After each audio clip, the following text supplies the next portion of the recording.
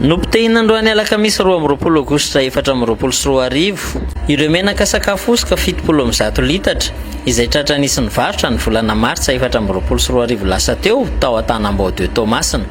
satria voaporofo tanteraka fa menaka tsy azo hanina sady tsy mifanaraka amin'ny kalitaon'ny vokatra fanolotra ny mpanjifa izy ireo tao aoriana ny fitiliana izay natao ka nesorina tamin'ny tavoahangy nisy azy ary nalevina ambanin'ny tany.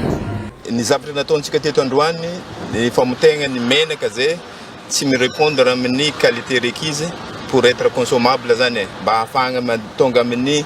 tsenan'ny consommation zany ny menaka ny denrée alimentaire jiaby tsy maintsy madalo analyse zany zany procédure ny natonga an'io zany nisy zavatra mampiaya hita tamin'ny tabazotra social de ny saisirany moa ny tompony andraikitra tamin'izay de lasa zany zay niaraka nidina takagny niaraka tamin'ny force de l'ordre rehefa natao zany prélèvement de santon tratra atao zany le entagna de natao prélèvement de santon natao ny analyse tamin'ny laboratoire zay afaka magnano le izy zany mahazo alalagna magnano an'le analyse de zavatra tsapa zany de impropre à la consommation le menaka zany hoe tsy azo hoanina zany le izy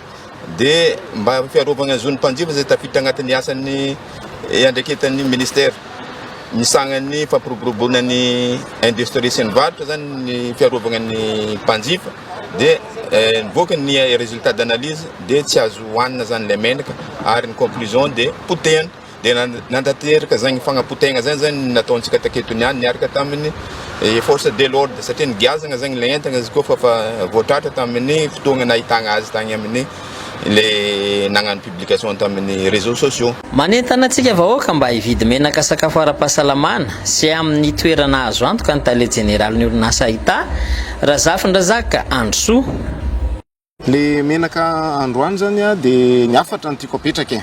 hoe rehefa mividy zavatra isika mpanjifa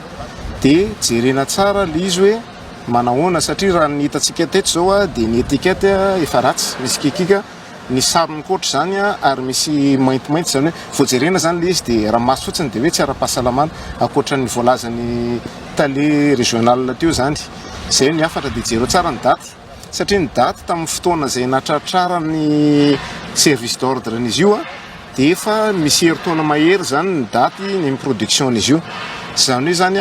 efa akaiky de ho lany daty koa zany ilay menaka zay no afatra hoe tia nampitaina amintsika iresaka teknika kely raha ataontsika hoe 0,19 no menaka azo hoanina ara-pahasalamana ny amin'ny atao hoe acidité satria misy an'izany ny menaka de rehefa mivoaka ny analyse nataon'ny tompony andraikitra maefa zay tokana eto Madagasikara ny amin'ny analyse ny amin'ny laboratoire zany de namoaka 3,10 no hitantsika atao zany hoe tena mamparary zany efa araka ny lazainy tale teo hoe tsy consommable atsony zany le izy. Nanatrika ny famotehana ireo menaka ireo tao Ampilao Lava Tomasina ny tompony andraikitra ny sampandra rany varotra Tsinanana sy ny avy eo anivo ny mpitandro filaminana Tomasina.